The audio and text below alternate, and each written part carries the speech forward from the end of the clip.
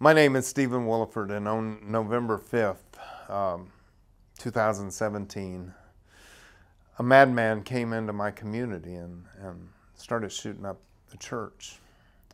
I was home relaxing and didn't understand what was going on. I could hear noise, but the part of the house where I was actually had more insulation than the rest of the house. My daughter was in the kitchen washing dishes, and she came into my room in a panic and said, "Dad, doesn't that sound like gunfire to you?" And I told her, I said, "Actually, it sounds like someone tapping at the window." And I went over and I opened the curtain to my bedroom and looked out, and I couldn't see anything, and there was no one there. She said, "Come into the kitchen." She said, and so I went into the kitchen with her, and it indeed sounded like gunfire. And the mind tries to make excuses of what it could be. It's hard for your head to put together that somebody's actually shooting. And I know very much what gunfire sounds like. And I told her it is gunfire, and I ran to the safe. And she ran out the door, jumped in her car, and ran up the block to find out what was going on. I ran to the safe, I opened the safe up, I pulled out my rifle, I pulled out an AR-15 and a magazine, and I grabbed a box of ammunition. And she came running back into the house and said, "Dad, there's a man in black tactical gear with a helmet and everything shooting up the church." And by this time, I was on the phone with my wife. She had gone down the road to work on my other daughter's home. She's building a home about 5 miles down the road. And I told my wife, I said, "Stay where you're at." And she said, "What's going on?" I said, "There's an active shooter at the church." And she said, "Don't go over there." And I hung up on her. And then I told my other daughter, "Did you call 911? And she said, "I did, they're aware of it." And at that point, I'm loading rounds into a magazine. And I ran out the door, and my daughter followed me. And as she came out the door behind me, I turned around and looked at her, and I told her, "Go back in the house and load me a magazine. I've only got a handful of ammunition, and I may need more." And I knew she couldn't. I spent 34 years in construction, and we call it busy work. When you want to get an apprentice out of your hair and he's looking for something to do, and you don't have anything constructive for him to do, you give him busy work. You give him something to do to get him out of your hair and out of your sight for a while. I sent her down the road, or back into the house, to load a magazine that I knew she couldn't find, with ammunition that she didn't know where it was, to get her, because I didn't want her following me over there. I didn't want to give this man a target that I cared about more than what he already had. And I also didn't want I didn't want her to see me fail if I was to fail.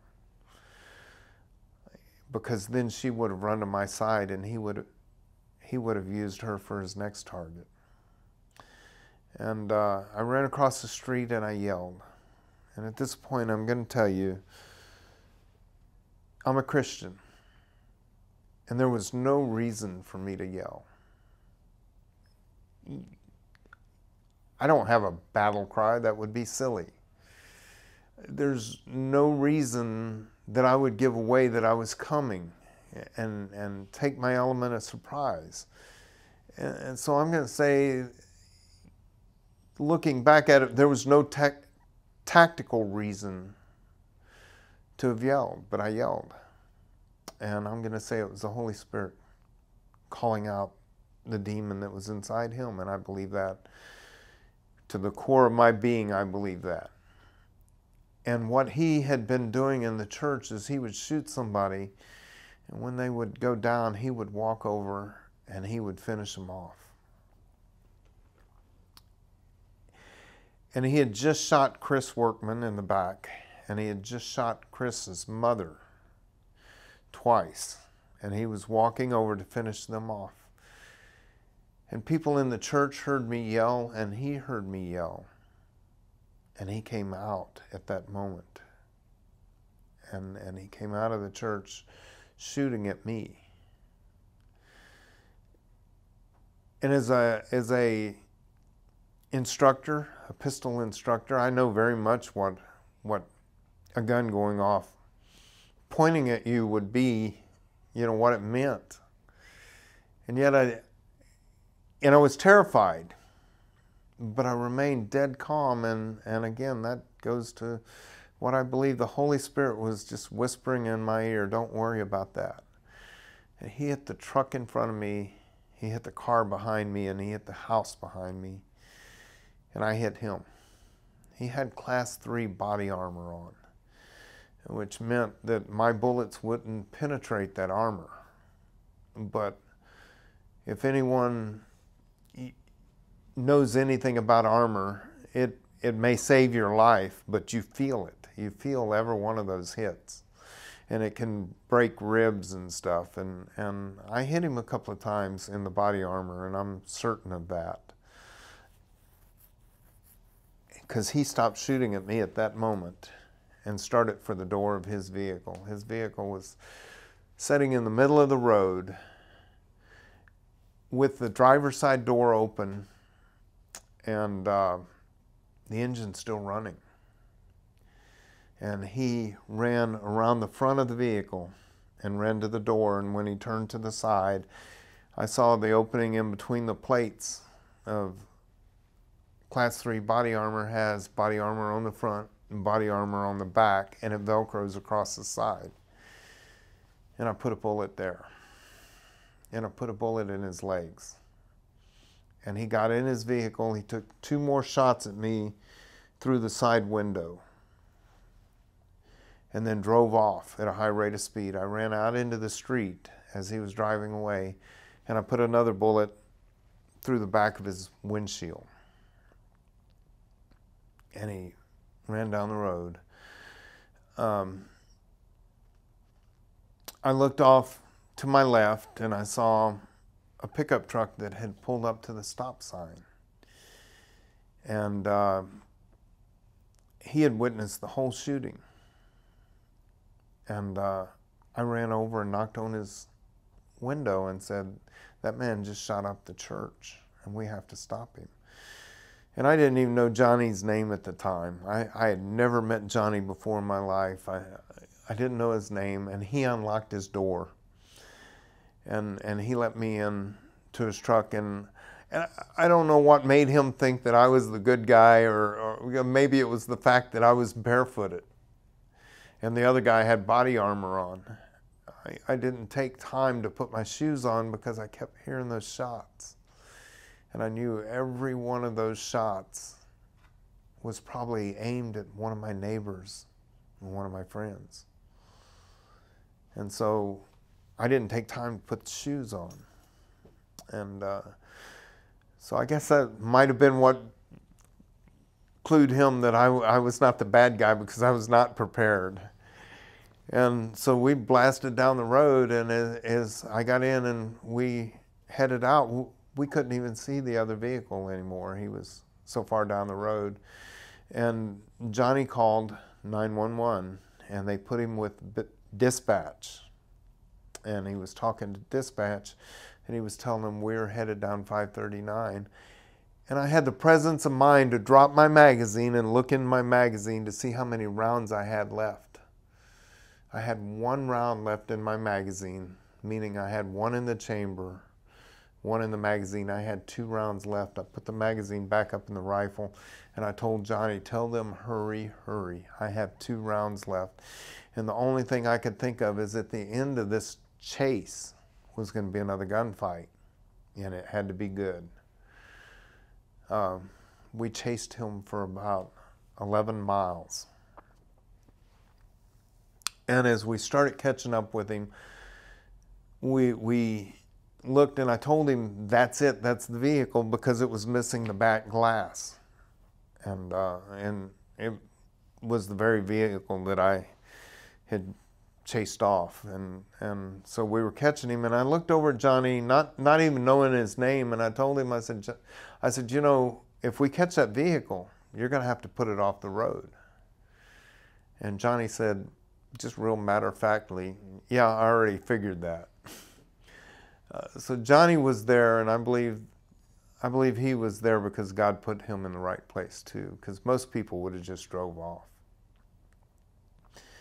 And we were trying to describe to dispatch at that moment exactly where we were, telling them crossroads as we passed the crossroads, and trying to tell them, don't send the police to the church. We're chasing the shooter. Of course, they had to send police to the church. They didn't know whether there was a second shooter. They didn't know what was going on at all. And as we came up on him, closed ground, he pulled off to the right-hand side of the road, off the road, and stopped. And I still had my rifle in my right hand, and I reached over and opened the door with my left hand and started to push the door open. I was going to stand behind the door. And before I got a chance to put a foot down, he punched the car, hit a road sign in the middle of the car, and it folded over and went over the back of the car, right back up onto the road, and about half a mile down the road, halfway around a curve, and then over the top of the curve, through a fence, and about 50 yards out into a field. And Johnny and I pulled up, staying on the road, and stopped. And like I say, he was out in the middle of the field. And I got out again, and I told Johnny, I said, just get down below the dash. Because Johnny didn't have a gun or anything. I said, just stay below the dash. And of course, Johnny didn't listen to me. He got out and went around to the back of the truck. And I got out, and I put my rifle across the hood of the truck again. And there I was using a truck again for cover. And then I started yelling at the car, get out, and probably used some language that I don't normally use. Wanted him to know that I was very serious, and didn't see any movement. And they estimated that I stayed there with the rifle across the hood of the truck for anywhere from 5 to 7 minutes. And that seemed like an eternity. And finally I heard a PA system come on, and it said, driver, get out of your vehicle with your hands up. And I turned and I looked up the road, and I could see a police officer had pulled up there, and he was standing behind his door with his pistol drawn and a PA mic in the other hand. And he said it again. He said, driver, get out of your vehicle with your hands up. Well, I thought, the police are here. I'm done, and I don't want any mistakes. So I laid the rifle on top of the hood of the truck, and I started back to the back of the truck with my hands up. And the officer looked at me and came back on the PA system. He said, not you, which indicated that, and he showed me more respect at that moment than I expected. I fully well expected to go to jail, and we could figure it out later. But the tactical advantage that I had, I was 50 yards from the guy, and I had a rifle, and the officer was 100 yards from the guy, and he just had a pistol. So he indicated he knew who I was, and I went over there and picked the rifle back up, and I held him until I saw 5 or 6 more squad cars come up, and they each pulled out their AR-15s and stuff, and then I knew, okay, I am done. I am not needed anymore.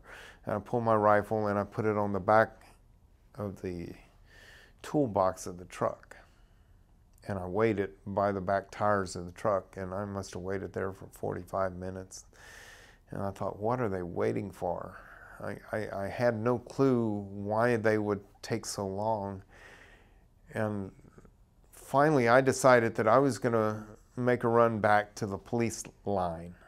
You know, that day was 90 degrees, and I was barefoot on pavement, and my feet were getting hot. So I started to go back there, and they said, no, no, no, no, no, stay where you're at. We'll bring a cruiser up. And they brought a police car up and said, just squat down beside the car and come back. And they brought me back to the line beside the car, using the car for cover. And then I figured out why they weren't advancing on the vehicle. They brought out a drone. They were waiting on a drone.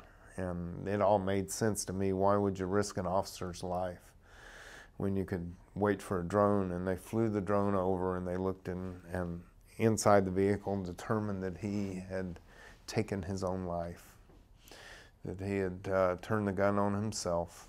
And I found out later that he had called his wife, told her that he had done a very bad thing, and asked for her for forgiveness, and told her that he was shot multiple times and wasn't going to make it. And they said he had turned the gun on himself and shot himself.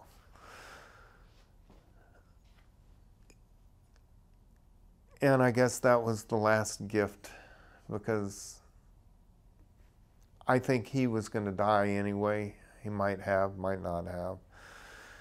But now I don't have to tell people that I killed a man. I didn't do it. He did it himself. He took his own life. The police told me that he had 5 more guns in the vehicle with multiple loaded magazines. He had gone in and out of the church 3 separate times to reload before I got there. He dropped 15 30-round magazines in the church. He put over 450 rounds out of one rifle through the church, and plus multiple rounds through a pistol. He was nothing but pure evil. I don't believe a human can be as evil as he was without being inhabited by a demon. I truly believe that. But he had to have allowed that demon to inhabit him also. The Second Amendment was made for this very purpose. I believe there's more good people out there in this world than there are bad people.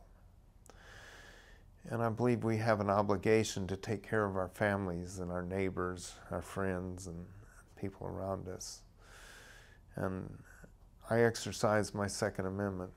And I believe that training is very important. I don't mean that you have to be the best of the best. But I believe that if you are planning on using your gun to defend other people, you should know how it shoots. And because every round you fire, every bullet that you pull the trigger on has your name on it. And I believe that you have an obligation to know where that bullet's going. I think the worst thing in the world that I don't think I could have lived with myself if I would have known that I would have missed him and it went and hit someone innocent. So I think there's a lot of obligation, and I'm not saying that everybody should be as good with a gun as I am. I enjoy the sport. I'm very good with my gun. But if you're not going to take that obligation, then maybe you should defend those closely around you and not consider running into gunfire. I think you need to at least know what you're doing, somewhat. I've been teaching defensive classes for years. And one lady asked me one time in one of my classes, don't I need a high-capacity magazine? And I asked her, why? Are you planning on missing a lot? No, it would have been good to have more than 8 rounds for sure. You know, I would have been a lot more comfortable. And I do believe in the right to have a high-capacity magazine, and this shows how the possibility would have been that I would have needed more. I felt very underarmed when I found out I only had 2 rounds left. And I should have had a magazine loaded that day, but I didn't. So again, the Second Amendment, and I believe that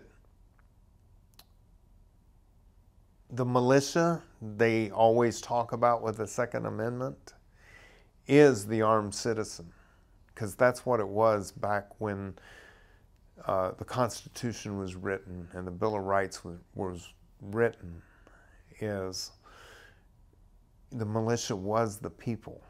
And if you read the rest of the Second Amendment, it says, yeah, well-regulated militia. And then it says, the very next line, the right of the people shall not be infringed. And our Constitution and our Bill of Rights wasn't written to tell the government what they could do. Instead, the Bill of Rights was written to tell the government what they couldn't do. And I want to make something real plain and clear also, is on November 5th, when I ran across the street and he came out and I engaged him in gunfire, I did not shoot him because I hated him. I shot him because I loved everybody that was in that church. And we lost a lot of good people in that church that day.